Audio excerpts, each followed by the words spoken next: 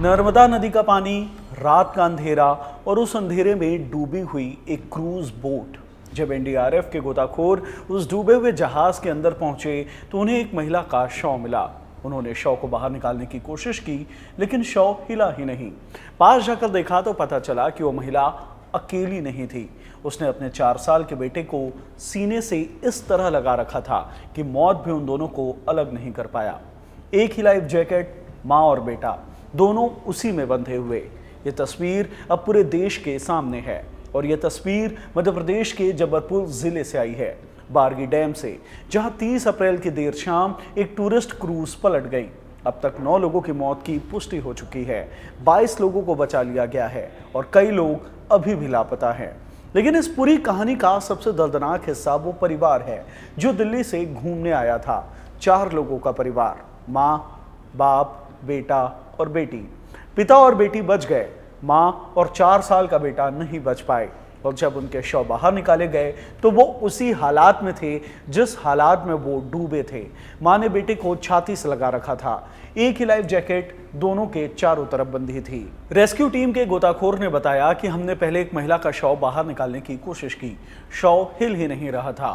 फिर हमने देखा कि उन्होंने अपने बच्चे को कस के पकड़ रखा है। दोनों को अलग अलग करना मुश्किल था।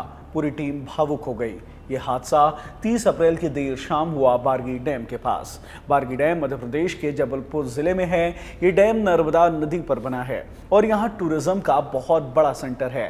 एमपी टूरिज्म डिपार्टमेंट यहाँ क्रूज चलाता है। शाम को बोट राइड करना यहाँ का सबसे बड़ा अट्रैक्शन है।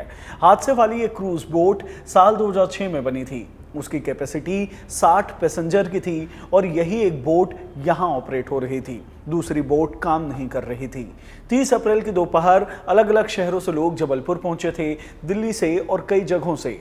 टूरिज्म डिपार्टमेंट के अधिकारियों के मुताबिक 29 टिकट जारी किए गए और 2 क्रू मेंबर बोट पर थे, यानी कुल मिलाकर 31 लोग। हालांकि सर्वाइवर का दावा है कि बोट पर लगभग 40 लोग सवार थे और इनमें कुछ बच्चे ऐसे थे जिनके टिकट नहीं कटे थे।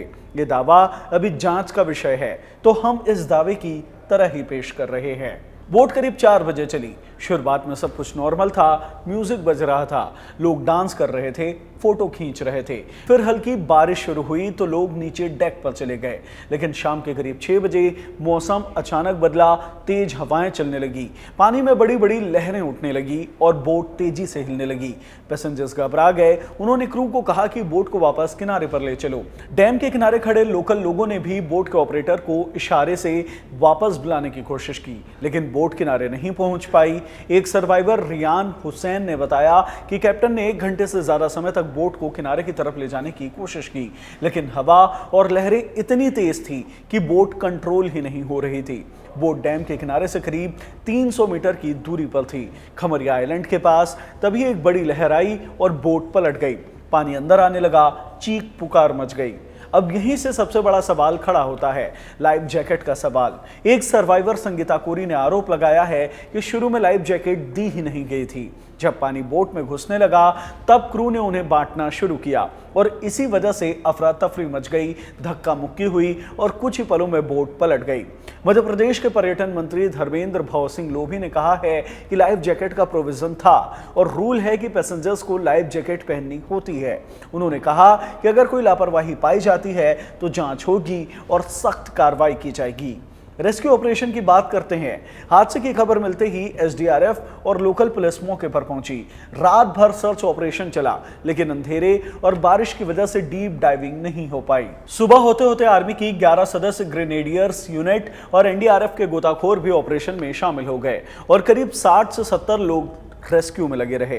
डूबी हुई बोट को निकालने के लिए हाइड्रोलिक सिस्टम लगाए गए, पोकलेन मशीनें और क्रेन लाई गई। मोटी स्टील की केबल बोट के मलबे में बांधी गई और बोट को धीरे धीरे करीब 30 मीटर किनारे तक खींचा गया। लेकिन नदी का तल पथरीला है, पानी गहरा है, इसलिए ऑपरेशन धीमा रहा। जब गोताखोर बोट के अंदर पहुंचे तभी वो सीन सामने आया जिसने पूरे देश को रुला दिया। माँ और बेटा एक ही लाइफ जैकेट में लिपटे हुए। माँ ने आखिरी सांस तक बेटे को नहीं छोड़ा था। एक और सर्वाइवर तनिष्का सेन ने बताया कि बोट कुछ ही पलों में पलट गई थी। लोग चीख रहे थे, लहरें आती जा रही थी, ऐसा लग रहा था कि कुछ नीचे की तरफ खींच रहा है। तनिष्का बच गई, लेकिन उनकी मां ज्योति सेन नहीं बच पाई। रियाज हुसैन अपने बेटे के साथ घंटों पानी में रहे। उनका बेटा बच गया, लेकिन उनकी पत्नी अभी तक लापता है। मध्य प्रदेश के मुख्यमंत्री मोहन यादव ने इस हादसे को सीजनल साइक्लोन से जोड़कर बताया है। प्रधानमंत्री नरेंद्र मोदी ने मारे गए लोगों के परिजनों के लिए 2 लाख रुपए की मदद का ऐलान किया है और घायलों के लिए 50,000 रुपए।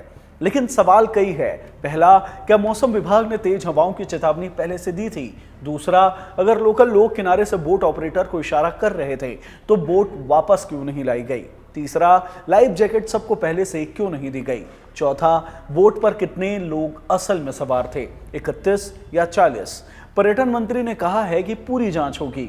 मध्य प्रदेश सरकार ने मजिस्ट्रेट इंक्वायरी के आदेश दिए हैं और जिस जिम्मेदारी की बात होगी उस पर सख्त कार्रवाई होगी। बारगी डैम पर सर्च ऑपरेशन अभी भी जारी है। कई लोग अभी भी लापता हैं। उनके परिवार वाले डैम के किनारे बैठे हैं, उम्मीद और आशंका के बीच। धन्यवाद।